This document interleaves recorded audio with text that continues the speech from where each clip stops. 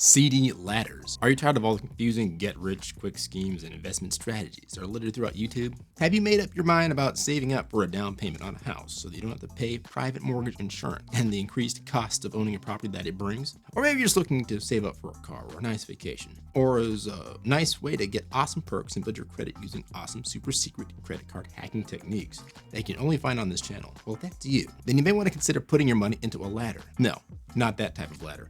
A CD ladder or a bond ladder. What is a CD ladder? Well, that's what we're going to go over in this video. Let's dive right in. A CD ladder is really a saving strategy where you invest in 2 or more, oftentimes 5 or more certificates of deposits with staggered maturity dates. Well, wait, what is a maturity date? You can think of a maturity date as the date that the final payment is due from the bank or bondee, for lack of a better term. You're still not understanding? Well, think of it this way. When you take out a loan, you're basically saying to your bank or whoever is loaning the money to you that you will pay X amount of dollars consistently based on how much you borrowed and the applied interest rate until such a time as the loan is repaid, typically for a specific term. Let's think about an auto loan. They typically come in at around 24 to 60 months. They can be as short as 12 months or as long as 84 months. Keeping in mind that an 84-month car loan is 7 years for all of us people that are challenged with arithmetic. One of the key things that keeps people stuck with their finances is that they only think of the transaction from one vantage point, their own. And they oftentimes think about it in terms of how much they can afford to pay monthly. Financial freedom starts to become possible when you think of a transaction holistically and from the total cost of the transaction to you and to others and the total value that it brings to you. That vantage point will give you an appreciation for not only how much money you could be paying if you made choice A, but how much money you could be saving if you made choice B. But more importantly, how much your wealth could grow if you made choice C. And taking out a CD is similar to a bond in that you are loaning someone else money and getting on the opposite side of a interest and or debt spiral. So you taking out a CD or a bond is you issuing a loan to someone else. When you take out a car loan or a mortgage, that is someone issuing a bond to you. You become the bondee, they become the bond holder. Let's take a look at a car loan as an example. If you take out a $50,000 car loan at a 10% interest rate, now that's sort of a crazy interest rate, and inflation is not that bad right now. And the rate that you're gonna get is gonna depend on your credit score and the bank you're taking the loan from, among other things. But for a term of, let's say, 60 months. That's 5 years for all of us that are bad at math. Your monthly payments would be $956.12. Now, if you make $5,000 a month in income, you might think that is affordable. And guess what? You'd be right. I would say that as an average individual, you would be correct in going ahead and getting that automobile, the one that you've been craving. You know, maybe a Tesla or a starter luxury vehicle like a BMW or an Audi or something like that. But if you take a look at the total math for ownership of the car, you just put down $4,000 for that vehicle. Typically. So your loan amount would come out to be about $46,000. If you make all of your payments on time and avoid any additional fees, you would end up paying $12,641 over the 5-year period. And if you stretch out your payments even further and went with a 72-month maturity date from the issuance of the loan, the payments you make, well, they'd be less, but the total money you would have paid would be even more, $15,357 to be exact. Why do I mention this? Well, instead of taking that $5,000 that you saved up to purchase a $50,000 car,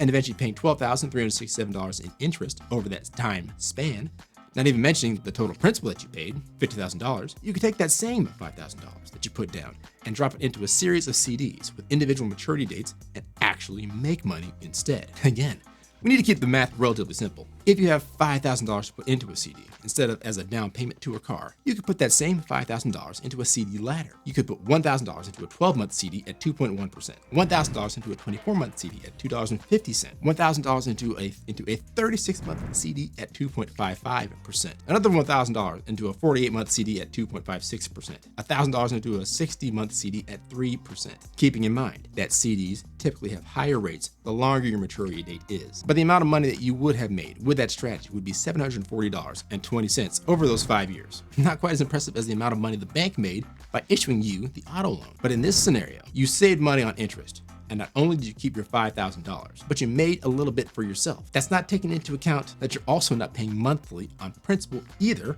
over those 5 years. If you took those same principal payments that you would have been making to your bank over your auto loan, and instead of putting them away into a money market account that is also high yielding, the same account that you're pulling your CD dollars into to roll over that CD money every month, you would still have come up with that same $50,000 plus the interest you would have earned from the CD ladder strategy. If you really think about it, you could take that $956.12 that you were paying a month, saved that up, an $11,473.44 CD every 5 years, investing it at a similar clip. So it's $2,294 in a 12-month CD at 2.1%, $2,294 in a 24-month CD at 2.5%, $2,294 in a 36-month CD at 2.55%, $2,294 in a 48-month CD at 2.56%, and a similar amount of money in a 60-month CD at 3%. If you did that, you would have netted yourself $13,171.47 in money to you, assuming you did the same thing every year with the money you saved from not taking out that auto loan. And just for the sake of simplicity,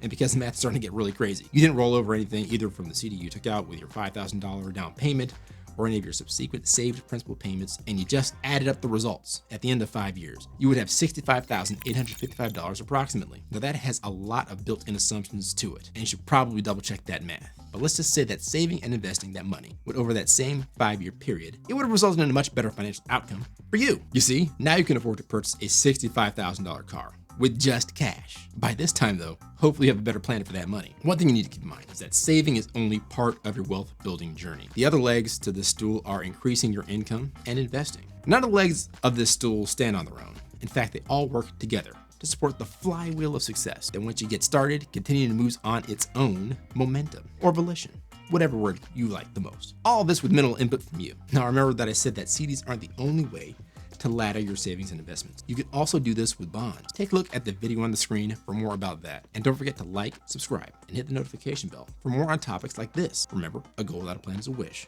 A goal with a plan and no action is a wish list. I'm Derek West. This is Finance Squared. Take it easy. I'll catch you next time. Peace.